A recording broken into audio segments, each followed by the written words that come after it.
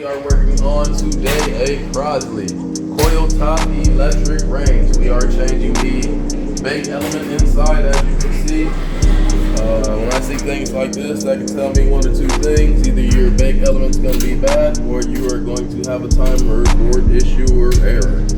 So I wasn't able to plug it in and test it due to having to test the core, but that's the first thing that I usually start with is replacing that bake element, which we're going to do here. Take that screw out number one like so. Number two like so. This, I would think that like that's a fire way to work. As you can see over time it wears out, decays, and I mean eventually that's going to turn into a fire. So never a big fan of doing that. We have the broken element here. Nothing's plugged in, so like I said, I'm going to go ahead and pull this one out. As you see, there's another prong on that side, yellow side. Unplug that. Out with the old.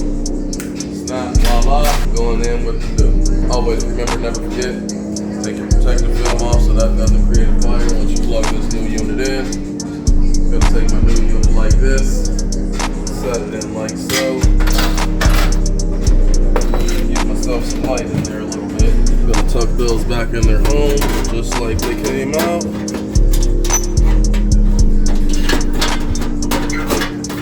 Back there. Put that back in. Another thing we do here at All-Star Appliance, like I said, we don't send things out the door that we will not put in our own home. So you can come on here to the back, just like so. Set those to the side so we don't lose anything. Gotta remove these as well. For me, like I said, I like to inspect everything. I'll put it off there.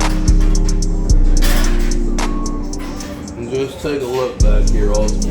Like I said, sometimes you got these switches that we may possibly be replacing because you can see the burnt residue on the inside of there. If you can zoom in a little bit closer, cameraman, you can see the burning inside, meaning over time that is going to create an issue and those will go bad. So you want to replace your switches as well. And then like I said, if you replace one, you might as well replace both, because as you can see, both left sides are going bad. You can see the burning residue over here. If you look in there a little bit, see it down in there, and if you take a look over here, that one's clean. So it's just a lesson of the day. Like I said, we always take everything apart before we sell it to the customer, the consumer, so we know that we're sending good products out our door. Because here at All-Star Appliance, we take pride in what we are selling to you, and we want you to let the next customer know. So I will be checking those burner switches and addressing those here in a few, but right now what we are going to do is power up the unit and see what we are doing as far as oven and bake element wise, so make sure we solve that issue. Once we call the parts store and we can check and make sure those parts are available. Might take a couple days to get those parts in stock if they don't have them on the shelf, but we will definitely make it stretch and we're going to teach you some finesse. So when I'm changing and swapping the cord here, this is the old style. We're not set up for this, so we always take these cords off. We put them to the side, save them for later. So just in case, very rare that we sell these, but we do have them in stock as well. But I'm not gonna talk you to death. Whirlpool is done doing its cycle.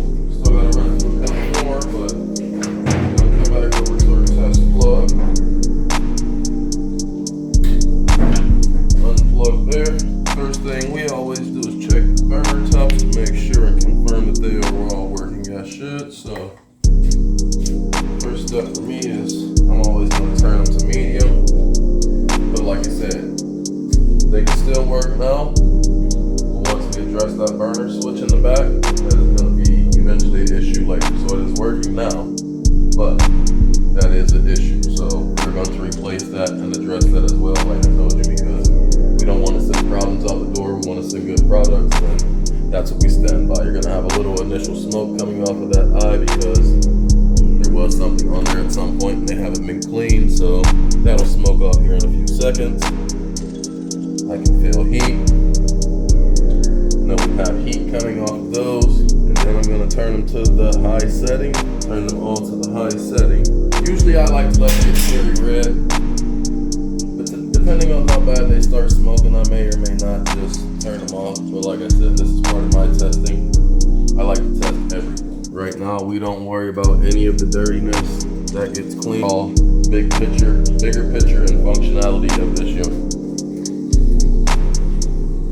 So just like that, guys, I'm gonna bring you back around here, show you that the back element is working already as it should. We're only at 100 degrees, but like I said, we literally just turned this thing on.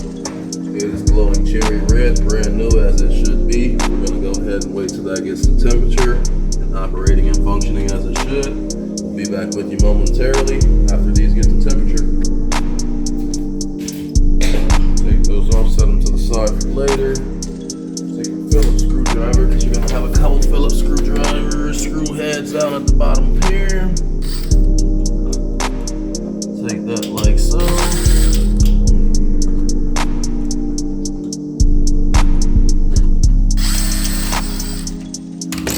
Go. Got a 1, 2, and 3. Doesn't want to stay on there, but it will once I get this screw.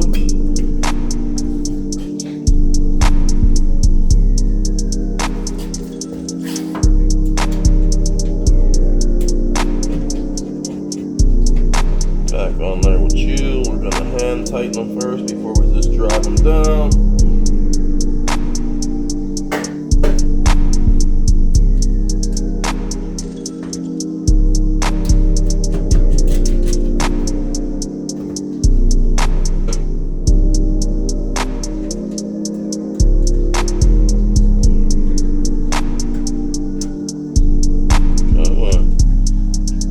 Back on just to show you that cherry red glow on there.